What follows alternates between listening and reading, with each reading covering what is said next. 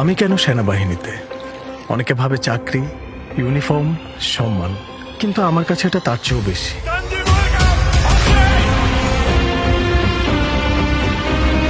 সেনাবাহিনীর টহল দল তোমাদেরকে চতুর্দিক থেকে ঘিরে ফেলেছে।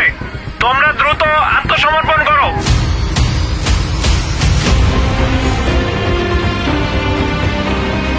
যখন দেশ জুড়ে অস্থিরতা, বিশৃঙ্খলা ও সহিংসতার ঢেউ ছড়িয়ে পড়ে, তখন গোটা জাতিকে আশার আলো দেখায় বাংলাদেশ সেনাবাহিনী। আমি ঘটনাস্থলে পৌঁছানোর সাথে সাথে একটি মা এবং একজন শিশুর লাশ দেখতে পাই। সাথে সাথে তাদের সম্মান রক্ষার্থে আমরা আমাদের ইউনিফর্ম দ্বারা তাদেরকে আবৃত করি। তারা এই যে আমার ইউনিফর্মকে বিশ্বাস করেছেন, বাংলাদেশ সেনাবাহিনীকে বিশ্বাস করেছেন, এটাতে আমি গর্বিত।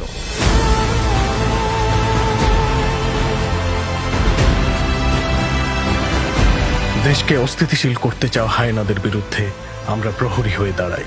সন্ত্রাসীদের জন্য বাংলাদেশে কোনো নিরাপদ স্থান থাকবে না, সেইভাবে আমরা বিভিন্ন অভিযান পরিচালনা করে আসছি এবং সেভাবে অভিযান পরিচালনা করব। সেনাবাহিনী যদি না থাকতো তারও পাওয়া মানে দুনিয়াতে পাইতাম না। ওদের এই ঋণ কিভাবে আমি শোধ করবো আমার নিজেরও জানা নেই। বাংলাদেশ সেনাবাহিনী প্রয়োজন হোক না যখনই, মানুষের পাশে আছে সব সময়, মানবতার হোক জয়।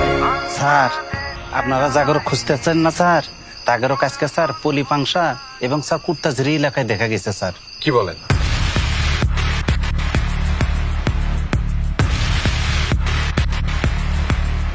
স্যার, আমরা একটা ক্রেডিবল ইনফরমেশন পেয়েছি স্যার। আগামী 7 দিন ওরা এই এলাকায় থাকবে স্যার। মেসেজ কপি, আমরা এখনই প্রস্তুতি নিচ্ছি।